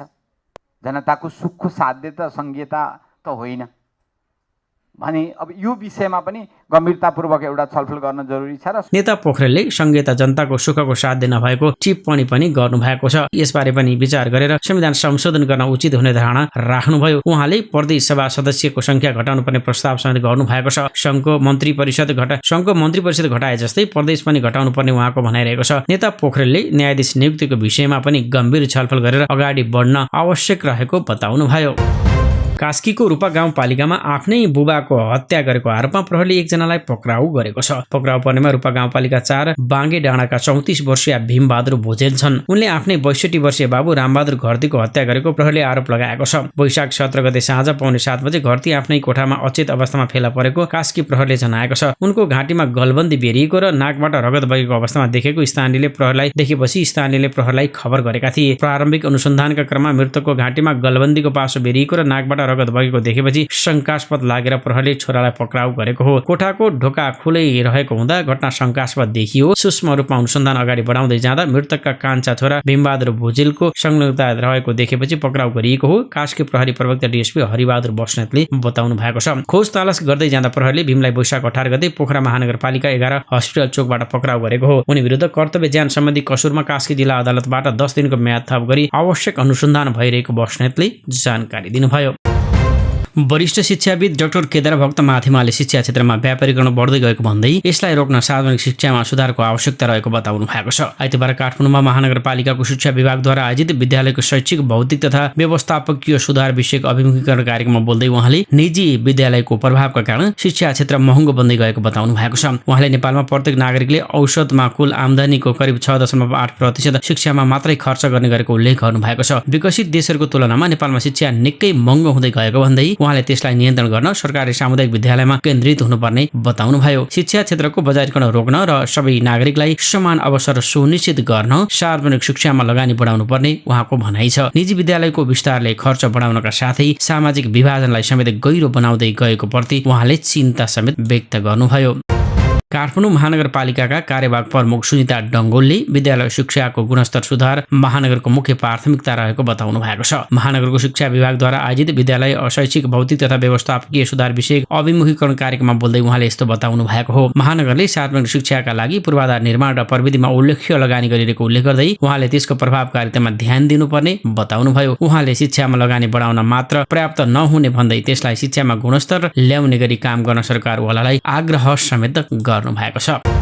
नेपाल उद्योग वाणिज्य महासंघका अध्यक्ष चन्द्रप्रसाद ढकालले राजनैतिक नेतृत्वबाट प्राप्त स्पष्ट प्रतिबद्धता र आश्वासनले निजी क्षेत्रको खस्किएको आत्मविश्वास पुनर्स्थापित हुने विश्वास व्यक्त गर्नु भएको छ। राष्ट्रिय स्वतन्त्र पार्टीले काठमाडौँमा आयोजना गरेको निजी क्षेत्रसँगको अन्तर्क्रिया कार्यक्रममा बोल्दै अध्यक्ष ढकालले निजी क्षेत्रको लगानी र व्यावसायिक सक्रियता अभिवृद्धि गर्न राज्य र राजनैतिक दलहरूको सहयोग अपरिहार्य रहेको बताउनु भएको छ। उहाँले रोजगारी सिर्जना, राजस्व वृद्धि र मुलुकको समग्र पूर्वाधार विकासमा निजी क्षेत्रको अहम भूमिका रहने उल्लेख गर्दै नेतृत्वबाट यसबाट प्राप्त सकारात्मक सन्देशले उद्योगी व्यवसायमा नयाँ उत्साह सञ्चार हुने उहाँको भनाइरहेको छ। परम्परागत शैलीमा चलिरहेका कतिपय पद्धतिलाई सुधार गर्ने क्रममा केही अन्यल देखिए पनि निजी क्षेत्रलाई पुनः सहयोग गर्ने र आफ्ना वाचापत्र अनुसार नै अगाडि बढ्ने राजनैतिक नेतृत्वको प्रतिबद्धता सराहनीय रहेको उहाँले बताउनु भएको छ। मुलुकमा लगानीको वातावरण बन्न नसकेको भन्दै निजी क्षेत्रका प्रतिनिधिहरूले सत्तारूढ दल राष्ट्रिय स्वतन्त्र पार्टीलाई लगानी मैत्री वातावरण तयार गर्न आग्रह गरेका छन्। रासोपाले आइतबार आयोजना गरेको निजी क्षेत्रसँगको संवाद कार्यक्रममा व्यवसायी तथा निजी क्षेत्रका प्रतिनिधिहरूले 2/3 बहुमत नजिकको सरकारले धेरै आशा गरेको 2/3 सरकारसँग धेरै आशा रहेको भन्दै मुलुकभित्र लगानीको वातावरण तयार गर्न विशेष प्याकेजको घोषणा गर्न माग गरेका छन्। राष्ट्रिय स्वतन्त्र पार्टीका सभापति समेत रहनुभएका रासपा सभापति रवि लामिछानेको समेत सहभागिता रहेको कार्यक्रममा एनसेलका कार्यकारी प्रमुख अधिकृत सिओ माइकल फोलेले नेपालको टेलिकम पूर्वाधार निकै कमजोर रहेको बताउँदै नेपालमा वातावरण तयार भए एनसेल थप लगानी गर्न तयार रहेको बताउनु भएको छ। उहाँले हाल पूर्वाधार कमजोर भएकै कारण अन्तर्राष्ट्रिय स्तरमा प्रतिस्पर्धा गर्ने क्षमता कमजोर भएको बताउनु भएको छ। उहाँका अनुसार एनसेलले पर्याप्त लगानी नेपालमा भित्राउन पाइरहेको छैन। सरकारी अवरोधले वैदेशिक प्रत्यक्ष लगानी भित्राउन समस्या भइरहेको बताउँदै उहाँले लगानीका लागि सहजीकरण गरिदिन रासपालाई आग्रह गर्नु भएको छ। उद्योगी वरुण चौधरीले वर्तमान 2/3 नजिकको सरकारप्रति निजी क्षेत्रको ठूलो अपेक्षा रहेको बताउनु भयो। विदेशी लगानीकर्ताहरू नेपालमा हाइड्रो पावर, विमानस्थल, पूर्वाधार, सूचना प्रविधि र पर्यटन क्षेत्रमा सकारात्मक भए पनि उनीहरूलाई आकर्षित गर्ने उपयुक्त वातावरणको अभाव रहेको बताउनु भएको छ। त्यसका लागि नेपालको अन्तर्राष्ट्रिय छवि सुधार्न जरुरी रहेको बताउँदै लगानीकर्तालाई आवश्यक सुविधा र भरोसाको वातावरण दिनुपर्ने बताउनुभयो। चौधरीका अनुसार विभिन्न प्रोत्साहन प्याकेज मार्फत विदेशी लगानी भित्राउन सकिने बताउनु भएको छ। अर्का उद्योगी किशोर प्रधानले आगामी बजेट मार्फत सरकारले मुलुकमा मूल्य अभिवृद्धिको करमा बहुदर प्रणाली लागू गर्नुपर्ने बताउनुभयो। धेरै वर्षदेखि उठ्दै आएको यो विषय कर्मचारी तन्त्रको असहयोगका कारण लागू नभएको उहाँको आरोप छ। अहिले सूचना प्रविधिको विकाससँगै बहुदर प्रणाली लागू गर्न सम्भव भएको भन्दै उहाँले एउटै 13% दरले सबै वस्तुमा कर लगाउन उपयुक्त नहुने बताउनु भएको छ। कार्यक्रममा नेपाल उद्योग वाणिज्य महासंघका अध्यक्ष चन्द्र ढकाल, स्वतन्त्र ऊर्जा उत्पादक संघ इप्यानका अध्यक्ष गणेश कार्की लगायतले निजी क्षेत्रसँग रासपाले गरेको संवादले मनोबल केही बढाएको बताउनु भएको छ। उहाँहरूले लगानी वृद्धि गर्न नीतिगत सुधारको काम गर्नुपर्नेमा जोड दिनुभयो। अर्थमन्त्री डाक्टर स्वर्णिम वाग्लेले संस्थागत कब्जादेखि नीतिगत सेटिङ तोड्न वर्तमान सरकार क्रियाशील रहेको बताउनु भएको छ। उहाँले विगतमा भएको दोहन र लुट तन्त्रको प्रतिवेदन अहिले आफूले पढिरहेको बताउँदै ती प्रतिवेदन हेर्दा आङसिरिङ्ग हुने गरेको बताउनु भएको छ। उहाँका अनुसार एलिटहरूको राजनैतिक र संस्थागत कब्जा, नीतिगत सेटिङ र व्यवसाय तथा भ्रष्ट राजनीतिज्ञहरू बीचको अपवित्र सम्बन्ध अन्त्य गर्ने गरी सरकार अगाडि बढिरहेको बताउनुभयो। राजधानीमा आयोजित एक कार्यक्रममा उहाँले वर्तमान सरकारले नयाँ सुरुवातको संकेत दिन खोजिरहेको बताउँदै वाग्लेले विगतमा गल्तीहरू भएका भए ती गल्तीहरूलाई प्रशय नदिन निजी क्षेत्रलाई आह्वान समेत गर्नुभयो। उहाँले अपराधीहरूको बचाउने प्रयास नगर्न समेत चेतावनी दिनुभएको छ। अर्थमन्त्री वाग्लेले निजी क्षेत्रका केही आवाजहरूले सरकार कठोर बन्न खोजेको हो कि भन्ने आशंका गरे पनि त्यस्तो नरहेको बताउनुभयो। उहाँका अनुसार राजसभा सरकारले फोहोर सफा गर्दैछ, त्यो फोहोर विवेक पुर्याएर सावधानीपूर्वक गर्न लागि हो उहाँले बताउनुभयो। राजसभा पार्टी सभापति रवि लामिछानेको भनाई यो वर्ष खिल निकाल्ने वर्षलाई स्मरण गर्दै वाग्लेले यो प्रक्रिया केहीका लागि पीडादायी हुन सक्ने समेत बताउनुभयो। नेपालमा ऐन कानूनले गर्दा धेरै दुःख पाएको व्यवसायले बताएको सुनाउँदै उहाँले त्यस्ता ऐन कानूनहरू सुधारको बाटोमा सरकार अगाडि बढिरहेको समेत स्पष्ट पार्नुभयो।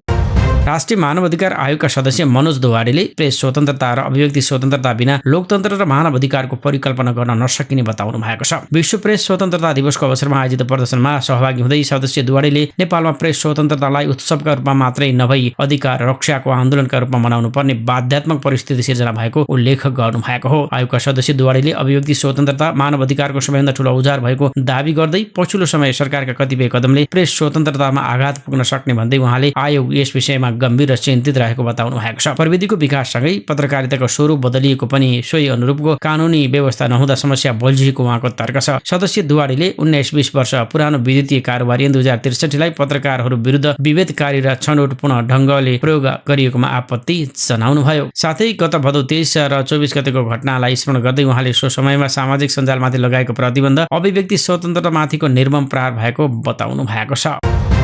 विश्व प्रेस स्वतन्त्रता दिवसको अवसरमा नेपाल पत्रकार महासंघले आइतबार काठमाडौँको माइतीघर मण्डलमा ऐक्यबद्धता र्याली तथा विरोध प्रदर्शन गरेको छ। सञ्चार क्षेत्रमाथि भइरहेका विभिन्न प्रकारका दमन र हस्तक्षेपको विरोध गर्दै महासंघले आफ्नो आन्दोलनको स्वरूप अनुसार उक्त कार्यक्रम आयोजना गरेको हो। कार्यक्रममा बोल्दै नेपाल पत्रकार महासंघका अध्यक्ष निर्मला शर्माले पछिल्लो समय प्रेस स्वतन्त्रता हननका घटनाहरूमा उल्लेख्य वृद्धि भएकोमा गम्भीर चिन्ता व्यक्त गर्नुभयो। महासंघको अनुगमन प्रतिवेदन अनुसार गत वर्ष 73 वटा प्रेस स्वतन्त्रता हननका घटना भएकामा यस वर्ष सो संख्या बढेर 131 पुगेको उहाँले जानकारी दिनुभएको भएको छ। उहाँले वर्तमान सरकारको 100 दिन पूरा भइसक्दा पनि प्रेस जगतका लागि उत्साहजनक वातावरण नबनेको र बरु राज्यका पछिल्ला गतिविधिले महासंघ सशंकित भएको बताउनुभयो। विशेष गरी सरकारी विज्ञापन र सूचनाहरू केवल सरकारी सञ्चार माध्यमलाई मात्रै उपलब्ध गराउने सरकारको सचिव स्तरीय परिपत्रले निजी सञ्चार माध्यममाथि आर्थिक नाकाबन्दी लगाएको महासंघको ठहर छ। यस कदमले लोकतन्त्रको आधार स्तम्भ मानिने मिडियाको मुख थुन्ने प्रयास गरेको र धेरै श्रमजीवी पत्रकारहरूको रोजीरोटी खोसिएको अध्यक्ष शर्माको जिकिर छ। त्यस्तै समाचार लेखेकै आधारमा पत्रकारहरूलाई विद्युतीय कारबाही अन्तर्गत फौजदारी मुद्दा लगाउने र प्रहरीले समाचारको स्रोत खुलाउन दबाव दिने कार्य भइरहेकोमा पनि संघले आपत्ति जनाएको छ। उहाँले यसलाई नागरिकको अभिव्यक्ति स्वतन्त्रतामाथिको प्रहार र लोकतन्त्रका लागि खतराको घण्टी भएको टिप्पणी गर्नुभयो। नेपाल क्रिकेट संघ क्यानले विविध प्राविधिक तथा बाह्य कारणले रोकिएका क्रिकेट प्रतियोगिताहरू आगामी जेठ 10 गतेदेखि पुनः सञ्चालन गर्ने घोषणा गरेको छ। क्यानका सचिव पारस खड्काले विभिन्न राष्ट्रिय तथा अन्तर्राष्ट्रिय परिस्थितिका कारण निर्धारित समयमा हुन नसकेका प्रतियोगिताहरूको नयाँ मिति तय भएको जानकारी दिनुभयो। यसअघि तय गरिएको समयमा देशको असहज परिस्थिति, अन्तर्राष्ट्रिय सङ्कट र आइसिसीको खेल तालिकामा आएको फेरबदलका कारण प्रतियोगिता सार्नु परेको सचिव खड्काले स्पष्ट पार्नु भएको छ। उहाँका अनुसार कतिपय खेलहरू पूर्व निर्धारित समयभन्दा अगाडि सार्नुपर्ने र केहीलाई पछि धकेल्नुपर्ने बाध्यताले गर्दा यो प्रतियोगिता प्रभावित भएको बताइएको छ। प्रतियोगितामा खेलाडीहरूको उपलब्धता सुनिश्चित भएको र सम्बन्धित टिमहरूले आफ्ना खेलाडीहरूसँग सम्पर्क गरिसकेको समेत उहाँले जानकारी दिनुभयो। नयाँ तालिका अनुसार सबै खेलाडीहरू खेलका लागि उपलब्ध हुने विश्वास क्यानले लिएको छ। स्थानीय तहको लगानी, टिम मालिकहरूको आर्थिक योगदान र प्रायोजकहरूको विश्वासलाई मध्यनजर गर्दै प्रतियोगितालाई परिणाममुखी बनाउन क्यान प्रतिबद्ध रहेको समेत उहाँले स्पष्ट पार्नुभयो। चेन्नईमा लगातार परेको भारी वर्षाका कारण आएको आकस्मिक बाढीले यस हप्ता कम्तीमा 10 जनाको ज्यान लिएको पुष्टि भएको त्यहाँको प्रहरीले जानकारी दिएको छ। राष्ट्रिय प्रहरी सेवाका अनुसार अधिकांश मानवीय क्षति देशको पूर्वी क्षेत्रमा भएको छ, जहाँ बाढीका कारण सडक अवरुद्ध भएका छन् र ठूलो संख्यामा मानिसहरू विस्थापित भएका छन्। यसले धेरै समुदायलाई गम्भीर समस्यामा पारेको छ। प्रहरीद्वारा जारी विज्ञप्ति अनुसार हालसम्म 10 जनाको मृत्यु भएको पुष्टि भएको छ भने जसमा सबैभन्दा धेरै 7 जनाको मृत्यु पूर्वी क्षेत्रमा भएको जनाइएको छ। बाढीका कारण 2 महत्त्वपूर्ण पुलहरू भत्किँदा तटीय तथा पूर्वी क्षेत्रहरूमा यातायात र सामान ढुवानीमा गम्भीर अवरोध उत्पन्न भएको जनाइएको छ। अमेरिकी राष्ट्रपति डोनाल्ड ट्रम्पले संसद छलेर झण्डै 9 अर्ब डलरको हतियार मध्यपूर्वका राष्ट्रहरूलाई बेच्न लागेका छन्। संसदले समीक्षा गरेपछि मात्रै अमेरिकाले हतियार बेच्ने गर्छ, तर विदेश मन्त्री मार्को रुबियोले आपतकालीन परिस्थिति रहेको भन्दै संसदीय समीक्षा छलेर 8 अर्ब 60 करोड डलरको हतियार बेच्ने प्रक्रिया द्रुत गतिमा अगाडि बढाउन खोजेको फाइनान्शियल टाइम्सले लेखेको छ। इरानद्वारा हुन सक्ने सम्भावित आक्रमणबाट जोगाउन कतार, इजरायल, संयुक्त अरब इमिरेट्स, युएई, कुवेत लगायतका राष्ट्रलाई अमेरिकाले ती हतियार बेच्न लागेको हो। त्यसमध्ये 4 अर्ब डलर भन्दा बढीको प्याट्रियट इन्टरसेप्टर र मिसाइल र एडभान्स प्रिसिजनल किल ओपन सिस्टम कतारलाई बेच्न लागेको हो। इजरायल र युएईलाई समेत बेच्न लागेका एडभान्स प्रिसिजनल किल वेपन सिस्टमले सामान्य रकेटहरूलाई सटिक निशाना लगाउने हतियारमा परिणत गर्न सक्छ। त्यस्तै कुवेतले 2 अर्ब 50 करोड डलरको हवाई तथा मिसाइल रक्षाका लागि इन्टिग्रेट ब्याटर कमान्ड सिस्टम खरिद गर्ने भएको छ। अमेरिकाले गल्फ अफ ओमानमा अप्रिल 13 मा लगाएको नाकाबन्दीका कारण इरानलाई झण्डै 5 अर्ब डलर घाटा भएको अनुमान गरिएको छ। एक्सियोसले अमेरिकी रक्षा मन्त्रालयका अधिकारीहरूलाई उद्धृत गर्दै यस्तो समाचार छापेको हो। नाकाबन्दी सुरु भए ता अमेरिकाले इरानी तेल र अन्य सामान बोकेका 40 भन्दा बढी जहाजहरू 9 को मार्ग परिवर्तन गरेको छ। हाल 31 वटा ट्याङ्करमा लोड गरिएको करिब 53 मिलियन ब्यारल इरानी तेल खाडी क्षेत्रमा अड्किएको छ, जसको कुल मूल्य करिब 40 अर्ब 80 करोड डलर बराबर रहेको बताइन्छ। तीमध्ये 2 जहाज नियन्त्रणमा लिएका छन्। स्थलमा रहेका भण्डारण सुविधा भरिँदै गएपछि इरानले पुराना ट्याङ्करहरूलाई फ्लोटिङ स्टोरेजका रूपमा प्रयोग गर्न थालेको छ। साथै केही जहाजहरूले अमेरिकी अवरोधबाट बच्न चीनतर्फ लामो र महँगो मार्ग प्रयोग गरिरहेका छन्। विश्लेषकहरूका अनुसार इरानसँग विकल्पहरू सीमित हुँदै गएका छन्। इरानको भण्डारण क्षमता केही हप्ता वा बढीमा 1 महिनासम्म समाप्त हुन सक्ने चेतावनी युरेसिया ग्रुपका ग्रोगरी ब्युरोले एक्सियोसलाई बताएका छन्। अमेरिकाको बजेट एयरलाइन्स स्पिरिट एयरलाइन्स बन्द भएको छ। कम्पनीले आफ्नो सम्पूर्ण सञ्चालन बन्द गरेको छ। दोस्रो पटक पनि अदालती संरक्षणमा गएपछि कम्पनी गम्भीर आर्थिक समस्यामा परेको हो। इरानसँगको युद्धका कारण जेट इन्धनको मूल्य बढेपछि यसको अवस्था झनै बिग्रिएको थियो। अन्तिम समयमा अमेरिकी राष्ट्रपति डोनाल्ड ट्रम्पको प्रशासनसँग उद्धार प्याकेजका लागि सहमति गर्ने प्रयास भए पनि ऋणदाताहरूको एक समूहले प्रस्ताव अस्वीकार गरेपछि कम्पनी बन्द हुने अवस्थामा पुगेको हो। स्पिरिट पछिल्ला 25 वर्षमा आर्थिक कारणले पूर्ण रूपमा बन्द हुने पहिलो ठूलो अमेरिकी एयरलाइन्स बनेको छ। कम्पनीको यो निर्णयले हजारौं यात्रु अलपत्र परेका छन् भने भविष्यका लागि टिकट किनेका लाखौं यात्रु प्रभावित भएका छन्। कम्पनीले ग्राहक सेवालाई पनि बन्द गर्दै यात्रुलाई विमानस्थल नजान निर्देशन दिएको छ। चीनको कडा विरोध र अवरोधका बावजुद ताइवानका राष्ट्रपति लाई चिङते अफ्रिकी मुलुक इस्वातिनीको आकस्मिक भ्रमणमा पुगेका छन्। राजा मासवाती तृतीयको गद्दी आरोहणको 40औं वार्षिक उत्सवको अवसरमा सहभागी हुन पुगेका लाईले ताइवान एक सार्वभौम राष्ट्र भएको र यसलाई विश्वभर सम्बन्ध राख्नबाट कसैले रोक्न नसक्ने उद्घोष गरेका छन्। ताइवानलाई आफ्नो अभिन्न अङ्ग ठान्ने चीनले भने लाईको यस कदमलाई मुसाको जस्तो व्यवहार भन्दै टिप्पणी गरेको छ। ताइवानको अनुसार बेजिङले यो भ्रमण रोक्न ठूलो कूटनीतिक दबाव सिर्जना गरेको थियो। गत महिना मात्रै चीनकै दबावका कारण हिन्द महासागरका 3 देशले लाईको विमानलाई आफ्नो आकाश प्रयोग गर्न अनुमति नदिएपछि भ्रमण प्रभावित भएको थियो। यसपटक भने सुरक्षा र बाह्य हस्तक्षेपको जोखिम कम गर्न इस्वातिनी सरकारकै विमान प्रयोग गरेर राष्ट्रपति लाई आकस्मिक रूपमा त्यहाँ पुगेका हुन्। उक्त भ्रमणलाई दुवै देशले अवतरण नभइन्जेलसम्मको लागि गोप्य राखेका थिए। ताइवानका 2 करोड 30 लाख जनतालाई विश्वसँग जोडिने अधिकार भएको भन्दै लाईले कुनै पनि देशले ताइवानको योगदानलाई रोक्ने प्रयास गर्न नहुने बताएका छन्। इस्वातिनी ताइवानसँग औपचारिक कूटनीतिक सम्बन्ध राख्ने विश्वका सीमित 12 देश मध्ये एक हो। लाईको यो भ्रमणले ताइवानको अन्तर्राष्ट्रिय उपस्थिति कूटनीतिक दृढतालाई पुनः पुष्टि गरेको छ। र स्वास्थ्यसँग सम्बन्धित जानकारीमा चट्याङको नालीबेली कहाँ पर्छ, कसरी बच्ने। प्री मनसुन सुरु भएसँगै नेपालमा चट्याङका घटनाहरू वात्तै बढेका छन्। वर्षको यो समयमा आकाशमुनि बिजुली चम्कनु र मेघ गर्जनको आवाजसँगै चट्याङ पर्ने जोखिम पनि उत्तिकै उच्च हुन्छ। नेपालमा हरेक वर्ष चट्याङबाट दर्जनौं मानिसले ज्यान गुमाउने गर्छन् भने सयौं घाइते हुने गर्छन्। चट्याङ कहिले कहाँ बढी पर्छ, यसबाट कसरी बच्ने र चट्याङ लागेमा के गर्न सकिन्छ, यस सम्बन्धमा महत्त्वपूर्ण जानकारी समेटिएको छ। नेपालमा चट्याङ कहिले बढी पर्छ त? नेपालमा चैत वैशाखको समयमा सबैभन्दा धेरै चट्याङ पर्छ। प्री मनसुनको समयमा विद्युतीय चार्ज उत्पादन गर्ने बादल हुन्छ। वर्षायामको बादलमा पनि विद्युतीय चार्ज हुन्छ, तर त्यो समयमा पानी धेरै पर्छ। पानीसँगै विद्युतीय चार्ज पनि जमिनमा झर्छ। प्री मनसुनको समयमा पानी कम पर्छ, बादल मडारिएर उथलपुथल हुन्छ अनि चट्याङ पर्छ। सामान्यतया चिसो मौसम र वसन्त ऋतुमा चट्याङ पर्दैन। चैतको मध्य समयदेखि असारसम्म बढी चट्याङ पर्ने गर्छ। नेपालको सबैभन्दा जोखिमपूर्ण क्षेत्र चुरे हो। चुरेका पहाडहरूमा चट्याङको घनत्व मध्यमदेखि उच्च हुन्छ र मानिसको मृत्यु पनि त्यहाँ सबैभन्दा धेरै बढी हुन्छ। मध्य र पूर्वी पहाडी क्षेत्रमा पनि जोखिम बढी हुन्छ। चुरे र कम उचाइका पहाडी जिल्लाहरूमा चट्याङ पर्ने घटना र मानवीय क्षति दुवै बढी देखिएको छ। उच्च हिमाली क्षेत्रमा भने चट्याङ कम पर्छ। नेपालमा चट्याङको सबैभन्दा बढी प्रभाव मकवानपुर जिल्लामा देखिएको छ, तर बारम्बार चट्याङ परिरहने क्षेत्रमा झापा र मोरङ पनि पर्छन्। कच्ची घरमा बस्नेहरू चट्याङबाट किन बढी जोखिममा पर्छन् त? यस विषयमा अब हामी चर्चा गर्छौं।